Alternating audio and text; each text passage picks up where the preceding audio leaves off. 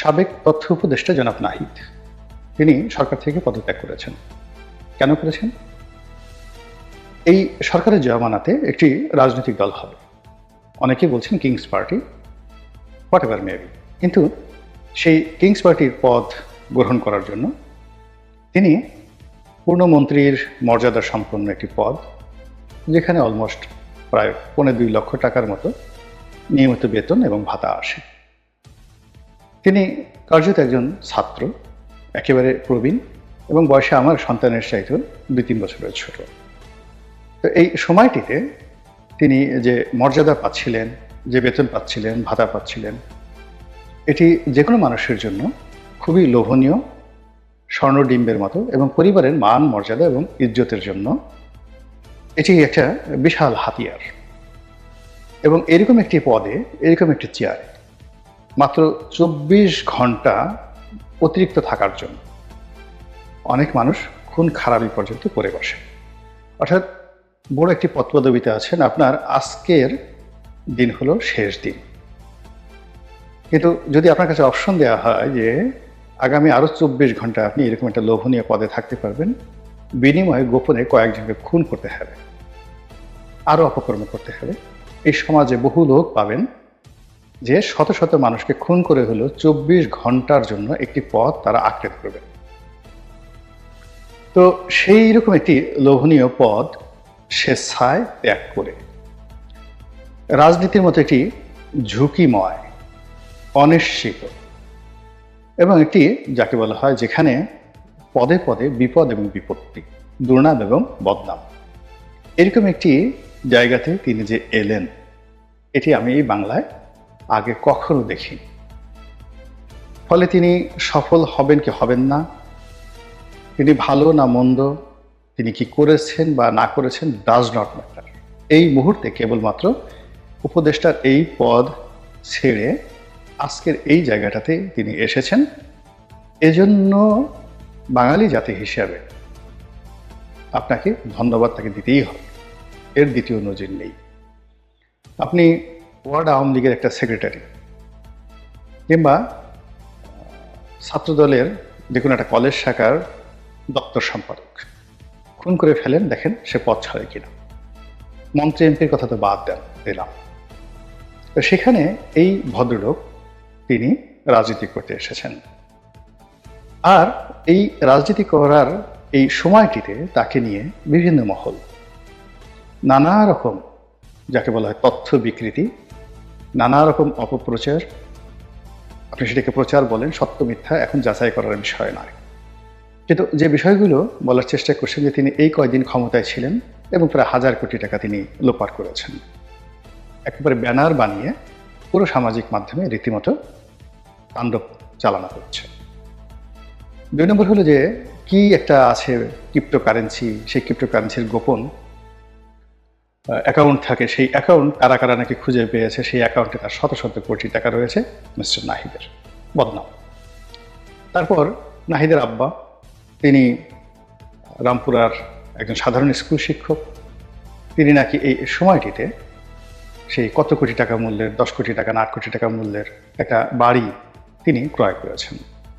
এটা নিয়ে প্রচার চলছে, অপপ্রচার চলছে, প্রোপাগান্ডা চলছে। আর এক গ্রুপ বলার চেষ্টা করছে যে তিনি এই নাহিদের ক্ষমতাকে ব্যবহার করে সেখানে তিনি চাঁদাবাজি থেকে শুরু করে সব কিছু তিনি নিয়ন্ত্রণে নিয়ে নিয়েছেন এবং এই সময়ের মধ্যে সর্বনাশ করে ছেড়েছেন দেশ কাল জাতির। এখন আমাদের সমস্যা হলো কি যে আমরা কেউ যারা আর্ত, আঘাতপ্রাপ্ত, আর্ত বলা হয় আঘাতপ্রাপ্তকে, তো আর্তের যে আরতি, চিৎকার, কান্না, আমরা এটা শুনতে পাই না বা শুনতে পছন্দ করি না। আমরা কেউ নাহিদের সঙ্গে কথা বলবো না, তার বাবার সঙ্গে কথা বলবো না, আমরা কেউ রামপুরা যাব না, আমরা কেউ খোঁজ খবর নেব না।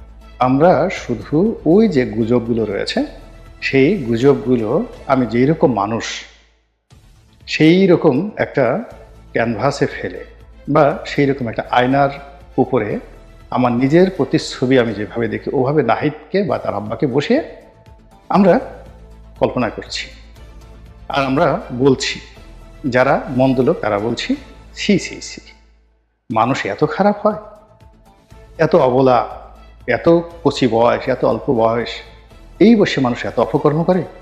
পুরো জীবন যার বাকি রয়েছে, শুরুতেই তার এমন অবস্থা, ভবিষ্যতে যদি ক্ষমতা পায় এ তো পুরো বঙ্গোপসাগর সহ গিলে খাবে। লানত হোক এর প্রতি। আর আফসোস, ওর কেন হলো, আমার কেন হলো না? আমার কি ওর চেয়ে কম যোগ্যতা? ও তো আমার জুতো টানার উপযুক্ত নয়। এই সকল কথাবার্তা বলে আমাদের সমাজের একটা বিরাট অংশ নিজেদের যে বিকৃত রুচি, বিকৃত চিন্তা, আমরা এটা নাহিদের উপর ঢেলে দিচ্ছি। এই গেল এক। আর নাহিদকে যারা ভালো মানুষ মনে করছেন তারা প্রায় সবাই তার পক্ষে কেউ কথা বলছেন না, চুপচাপ থাকছেন। এই যে ভালো মানুষদের চুপ থাকা বা জ্ঞানী মানুষের চুপ থাকা, এটি একটি সমাজের জন্য সবচেয়ে বড় অভিশাপ। এই পৃথিবীর যত যুদ্ধ হয়েছে বিরোধের জন্য নয়, ভালো মানুষগুলো প্রতিবাদ করেনি। এই কারণে শেখ হাসিনার পতনের চিন্তা করেন, যতটা না সালমান এফ রহমান এবং গম এস আলমরা এই কর্ম করেছেন, তার চেয়ে বেশি দায়ী মতিয়ার চৌধুরী, তোফায়েল আহমেদ সাহেবের মতো মানুষ, তারা তাদের জবান বন্ধ রাখার কারণে। অর্থাৎ যদি এই মানুষগুলো বন্ধ রাখত না, মুখের জবান বন্ধ না রেখে কথা বলতো, সাবের হোসেন চৌধুরী যদি কথা বলতেন যে না আমার এটা দরকার নাই, সেলিনা হায়াত আইভি এত ভালো মানুষ, তিনি যদি শামীম ওসমানকে নিয়ে কথা বলেছেন, তিনি যদি তার নেত্রীকে নিয়ে কথা বলতেন, তাহলে এই সমস্যাগুলো হতো না। একইভাবে বিএনপির যারা ভালো মানুষ, আপনি গিয়ে দেখেন, আমরা ভালো মানুষ, মঈন খানকে ভালো মানুষ মনে করি, মির্জা ফখরুল সাহেবকে ভালো মানুষ মনে করি, আমির খসরু মাহমুদ সাহেবকে ভালো মানুষ মনে করি। আপনি চিন্তা করুন তো, তারা কেউ বলবে যে জনাব তারেক রহমান সাহেব লন্ডনে যে থাকেন তার মান্থলি খরচ এত টাকা, এই টাকা এই ফান্ড থেকে যাচ্ছে, সঠিক অথবা বেঠিক? অথবা এই গত 7 মাসে তারেক রহমান সাহেবের কোনো গাড়ি কেনা হয়েছে কিনা, লন্ডনে বাসার ফার্নিচার পরিবর্তন করা হয়েছে কিনা, বিএনপি অফিসের ফার্নিচার পরিবর্তন করা হয়েছে কিনা, এই গত 7 মাসে হাজার হাজার নেতাকর্মীদের বাড়িতে রং লাগলো কিনা, এই কথাগুলো যদি বিএনপির যারা নেতা রয়েছেন সৎ বলে বিবেচিত হন, তারা যদি কথা বলতেন অতীতে, তাহলে একটা 11 আসতো না, একটা হাওয়া ভবন তৈরি হতো না। আবার এখন যে ঘটনাগুলো ঘটছে, সবাই তেলের বোতল নিয়ে যেভাবে এগুচ্ছেন, যে মানুষগুলো কবরে যাওয়ার জন্য রীতিমতো ব্যাপক প্রস্তুতি নিয়ে নিচ্ছিল, তারা এখন রীতিমতো তলোয়ার হাতে ঘুরে বেড়াচ্ছে। তো এইরকম তলোয়ার হাতে, এক হাতে তলোয়ার আর এক হাতে মানে কি বলবো, ক্যাস্টর অয়েল, মানে তেল মালিশ করার জন্য, স্থির সবচেয়ে তেল, সেই তেল মালিশ করার জন্য তারা ঘুরে বেড়াচ্ছে।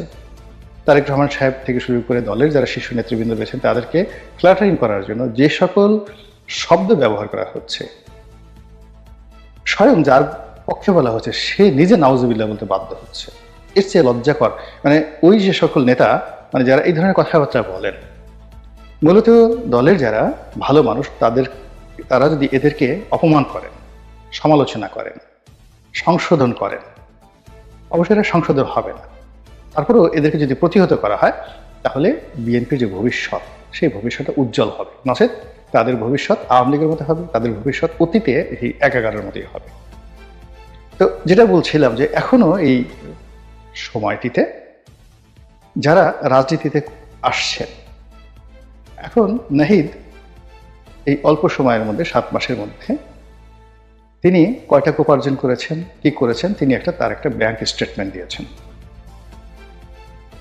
আপনি আমরা যারা আছেন, কথা বলার আগে আমাদের কাছে তথ্য থাকতে হবে যে এটা তার একটা ব্যাংক অ্যাকাউন্ট, তার আরো 10টা ব্যাংক অ্যাকাউন্ট রয়েছে, এবং এটা বের করা ওয়ান টুর বিষয়। সেটি বের না করা পর্যন্ত এই ধরনের গুজব শোনা, বলা, প্রচার করা কবিরা গুনাহ। এই গেল একটা বক্তব্য। 2 নম্বরে যেটা আছে সেটা হলো যে তার শরীর নিয়ে কথা হচ্ছে, যে এই যাকে বলা হয় উপদেষ্টা হওয়ার আগে তার শরীর এরকম ছিল, উপদেষ্টা হওয়ার পর সে কেন মোটা হলো। প্রথমত হলো যে যেহেতু উপদেষ্টা হয়েছেন, চেয়ারে বসেছেন, পরিশ্রম কম হয়েছে, এই কারণে যে কোনো মানুষ, এটা ফিজিক্যালি, বায়োলজিক্যালি এই ঘটনা সবার ক্ষেত্রে ঘটবে। আপনি এখানে যদি অন্য যে কোনো একটা প্রাণীকে বসিয়ে দেন, তার মধ্যেও মেদ জমে যাবে, স্বাভাবিক ব্যাপার। এক। ২ নম্বর যেটা আছে, যেটা খুবই মর্মান্তিক, সেই মর্মান্তিক হলো যে যাদের উপর শারীরিক নির্যাতন করা হয়, খুব সিভিয়ার নির্যাতন করা হয়, সেই নির্যাতনের পরে অটোমেটিক তাদের শরীর ফুলে যায়, ভীষণ রকমভাবে ফুলে যায়। এখন ওই যে ডিবি হারুনের অফিসে নিয়ে ভাত খাওয়ার কথা বলে যাদেরকে পেটানো হয়েছে, তার মধ্যে এই নাহিদও আছেন, এবং বেদম প্রহার করা হয়েছে, টানিয়ে বেদম প্রহার করা হয়েছে, এবং এই কারণে ফিজিক্যালি তার শরীর মোটা হয়ে যাবে, এটা একেবারে ১০০-তে ১০০, এবং এটা নিয়ন্ত্রণ করা যাবে না, এবং এই দায়, মোটা হওয়ার দায় তাকে মৃত্যু পর্যন্ত বহন করতে হবে। এখন একজন লোক পিটুনি খেয়ে তার হাড্ডির প্রত্যেকটি স্তরে স্তরে রক্ত জমাট বেঁধে গেছে, তার অনেকগুলো কোষ ভেঙে গেছে, নতুন কোষ তৈরি হয়নি, তার অনেকগুলো পেশি অচল হয়ে পড়েছে, এবং সেই অচল পেশির জায়গাগুলোতে মেডিকেল সায়েন্স অনুযায়ী সেখানে যে কর্মকাণ্ড ঘটে, সেই কর্মকাণ্ড না ঘটার কারণে সেখানে মেদ জমে গেছে। যদি এই ঘটনা হয়, আর আপনার আমার মতো যারা অশিক্ষিত মানুষ, আমরা সেটাকে মনে করছি যে ওর এত মাংস হলো কি করে, ওর এত মেদ হলো কি করে, বলেন তো, কি আমাকে কি খুব বেশি মানে দেরি আছে? তো এই যে একজন যুবক, তার বয়স কত হবে? 25 বছর, 26 বছর, নট মোর দেন দ্যাট। 26 বছরের একজন যুবক, তিনি একটা আন্দোলন করলেন, তিনি একটা নেতা হলেন, একটা ক্ষমতার চেয়ারে বসলেন, সেখান থেকে ছেড়ে আবার তিনি একটা রাজনৈতিক দল গঠন করতে এলেন। তারপরে তিনি আপনাদেরকে চ্যালেঞ্জ জানিয়ে তিনি ব্যাংক হিসাব দিলেন। তারপর তিনি, যাকে বলা হয় ব্যাংক হিসাব দেওয়ার সঙ্গে সঙ্গে তিনি আবার ঘোষণা দিলেন যে আমার নামে, আমার আত্মীয় স্বজনের নামে কেউ গত 7 মাসে কোনো সম্পত্তি ক্রয় করেনি। It's open challenge. আপনি কি দেখুন তো তার মায়ের নামে, ভাইয়ের নামে, বোনের নামে, ভগ্নিপতির নামে কারো নামে কোনো দলিল হয়েছে কিনা। এটা তো আপনি ইজিলি সার্চ দিয়ে খুব সহজে নিতে পারেন।